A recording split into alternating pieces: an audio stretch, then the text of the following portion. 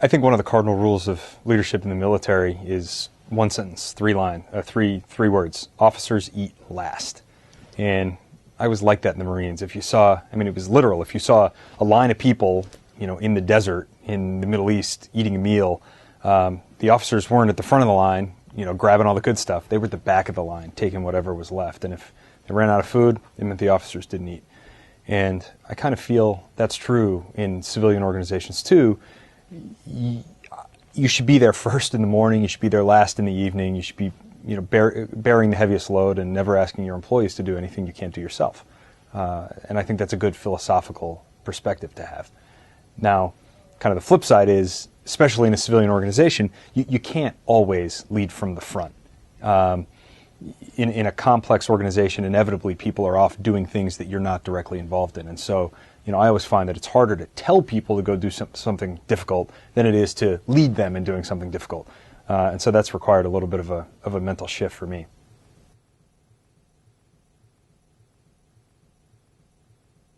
I think organizations in this country tend to be underled. I mean, undermanaged and underled. I see it in my field where people are attracted to the foreign policy world or the national security world because they're attracted to the substance of the work.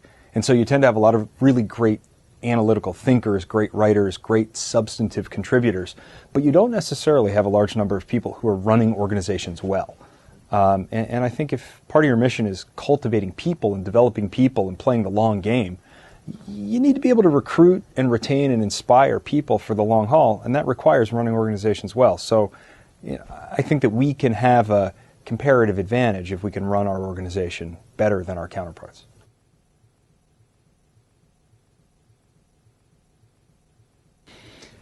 I am a real critic of a lot of the things that we're doing in Afghanistan. I'm not convinced that a heavy population-centric counterinsurgency is the sustainable strategy in the long haul for the United States. Money and casualties and time are driving us in the other direction. All of that said, there's a narrative aspect of this war that I think is underappreciated by a lot of people. In the 1980s, the Americans and the Afghans primarily the Afghans drove the Soviets out of Afghanistan. But there was a small group of Arabs from around the Gulf who came and fought in Afghanistan and essentially co-opted that narrative and stole it as their own and said, we kicked the godless communists out. And it gave them a recruiting tailwind that I think you can trace from the mountains of Afghanistan in the 80s directly to 9/11. And if we allow that narrative to be co-opted again, I think we end up with another recruiting tailwind that coincides with an era of nuclear proliferation, of advances in biotechnology. There's a danger to allowing that narrative to be won again.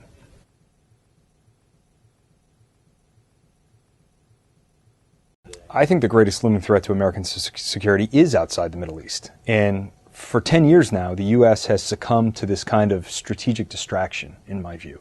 I was in a snowball fight when I was 8 years old with a 15-year-old cousin. And he lobbed a snowball high in the sky, and I stood there staring up at it as he drilled another one into my chest. And I feel like there's a little bit of that happening right now in the U.S., and there has been for some number of years. We're spending all of this mental attention and all of this popular will and all of this money and all of these lives on something that is arguably not an existential threat to the United States. And while we do that, other powers in other parts of the world are moving quickly on fields where we're not really paying attention. China, India. We have this system of international norms that the U.S. has undergirded for 60 years. We have safeguarded access, for instance, to the global commons, to free trade at sea, to the air, then to outer space, now to cyberspace. And if we lose our will, or we lose our financial ability, or we lose our moral suasion, and we're no longer undergirding those norms, there's not going to be a vacuum. Someone else is going to step in and do it for us, and I would suggest that whomever steps in is not going to do it in accordance with the same rules that we play by.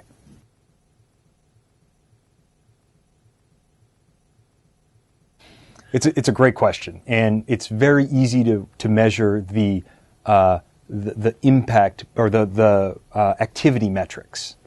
I can measure the number of events we hold. I can measure the number of publications we produce. I can even measure the number of people we put into government jobs. But it's harder to measure whether our ideas are actually taking effect. And so to some extent, it's largely anecdotal. But if you sort of take the holistic view, you get a sense, okay, am I getting phone calls from policymakers who read our stuff and said, hey, this was useful to me, can I speak with an author? Or even, in the case of military officers, can you send an author over to work on my team? And that happens with enough frequency that I know some of our things are biting. I think a big corollary mission for us has always been training the next generation of national security leaders. And that's regardless of age. I mean, that's just sort of picking people and cultivating people who have potential energy, who are going to be doing something as decision makers tomorrow, whether or not they did it yesterday. And so one of the metrics we use is really whether our people are going on into positions of influence. And again, it's tricky to measure, and it requires a little bit of finger feel. But that's how we do it, and it's admittedly imperfect.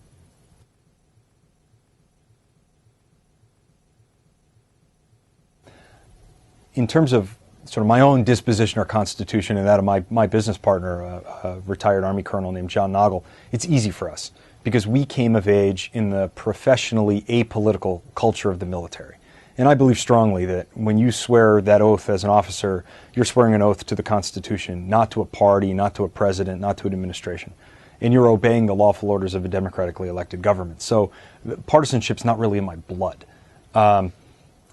But there's a very valid point of, well, how can you be relevant while remaining nonpartisan? And I would say we try to get to nonpartisan by being bipartisan. And we sent more people into Senate-confirmed jobs in the national security world in the Obama administration than any other organization in the country. I mean, to include Harvard University, to include McKinsey, and we're a shop of only 40 people. So we've sent a lot of people in. I want to do that again, regardless of who's in the White House next, whether it's a Democrat or a Republican. So the very first person we hired after sending all those people into the Obama administration was one of John McCain's senior foreign policy advisors. And yeah, I'm not looking for party identification. We're looking for pragmatic fellow travelers, smart people who are motivated by something other than ideology, who are motivated by some clear-eyed assessment, in our opinion, of what's important and how to go about it, how to structure a dialogue in a way that's constructive. So we have all of these alums now in government, and I take very seriously our charge of calling them as we see them. And sometimes that means offering support from outside. Sometimes, and it's more difficult, it means criticizing.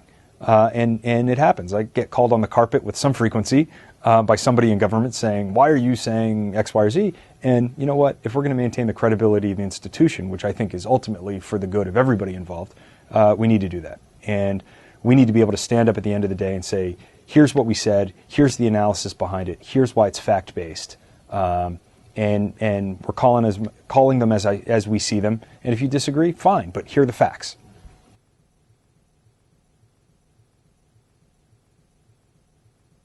My wife likes to say that it was my 13-year-old alter ego playing my character. But, I think Generation Kill was pretty good.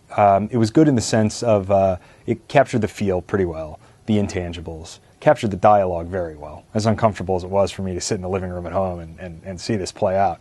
But there are a few things you need to keep in mind. I mean, one is that it was told from the perspective of a sergeant on a recon team. And the sergeant's perspective was, my team is the best, the platoon is good, the company's awful, and the battalion is actively trying to kill us. And there's some truth to that in any organization, right? We're all sort of provincial in our view. And I think if you're watching Generation Kill, you got to just recognize that up front. And then also, it is a producer's take on a journalist's take on reality. So it's abstracted out a couple of layers. We don't go through our lives with a nice narrative arc. We don't reach this emotional crescendo every day. So there's a little bit of, it's been modified for Hollywood. But that said, I think it captures some of the visceral aspects of fighting a war pretty well.